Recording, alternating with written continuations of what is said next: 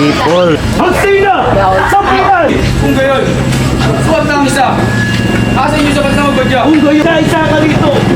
Ayan, napusa ko kayo. Ang kailanto. At ipapatay mo yung tao. Kaya't manguna ka. At susubaybayan kita. Sa dati natin pag-abla. Pagtapad. Mahal. Kauting kayo pa. Aray ko. Sakit. O si Samuel. Aray, ang namataw ni Kuya. Hindi ba kung magulat? At walang tao tumango. Kami tayo ngayon nagsasaktan. Ginawa.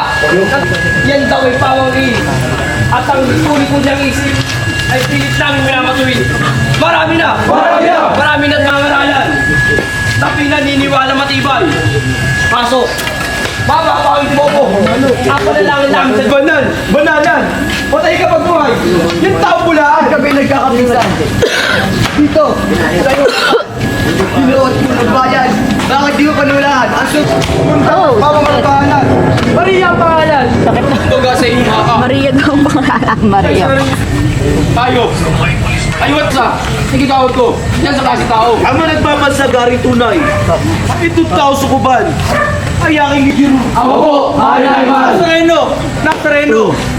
Sabihin mo kung sino-sino ang pumukpok sa iyong ulo at sumampal sa mukha mo. Kaya man din binabantog mo. Na anak ka ng Diyos na totoo. Bakit? Basta niyo itong tao na ibig maging bantog sa buong mundo na sinambahan ng tatlo. Haring pamagatay mago hanggang doon sa Galileo. Tignis mga patriaka. Mga santot, mga propeta. Nagpapanggap, nagpapakilala. Ayan.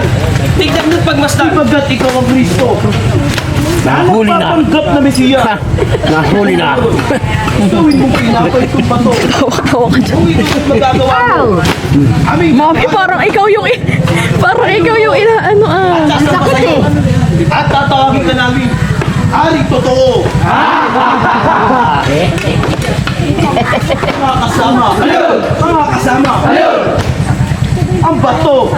Pinungain ng totoo. Sakit tumataw ni Kuya. Samuel, ibalik kay Pilato.